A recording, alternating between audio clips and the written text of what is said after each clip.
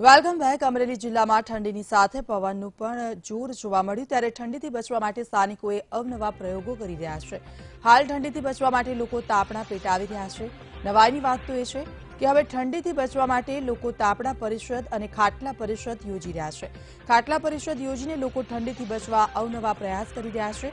અમરેલીમાં હાલ 13 ડિગ્રી જેટલું તાપમાન છે। અમરેલીમાં ઠંડીનો પારો ગગડતા અમરેલી ઠંડુગાર બન્યું છે। આ સિવાય લોકો ભાવતા ભોજનનો પણ લુપ્ત ઉઠાવી રહ્યા છે। લોકોમાં હાલ રીંગણાનો ઓળો અને લસણની ચટણી તથા રોટલાની જીવાયત ઉઠાવી રહ્યા છે। શિયાળાની મોસમ છે, ખૂબ સારી ઠંડી છે, ઠંડા પવન સહિતની ઠંડી છે, ઠાર પણ છે અને પવન પણ છે। આવા સંજોગોમાં બીજું કંઈ કામકાજ કરી શકાય એવી પરિસ્થિતિ ન હોય, અમરેલી જિલ્લાનું ટેમ્પરેચર 13 અને 13થી નીચે જઈ રહ્યું છે, ત્યારે અમે લોકો તાપણા પરિષદમાં બેઠા છીએ।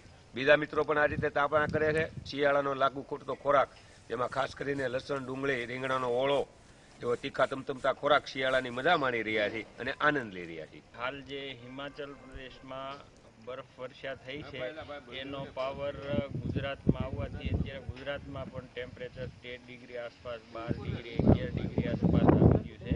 જેના હિસાબે ઠંડો પવન ફૂંકાવાનું શરૂ થઈ ગયું છે અને પવન ફૂંકાવાની સાથે ઠંડી વધવાની સાથે જે શિયાળાનો જે ગરમી આપતો ખોરાક છે, એવો જેમ કે લસણવાળો ઓળો, ડુંગળીનું શાક, એવી બધી તૈયારીઓ અત્યારે અમે લોકોએ પણ શરૂ કરી દીધી છે અને ઠંડીનો અને સાથે સાથે ભોજનનો પણ અમે લાભ લઈએ છીએ।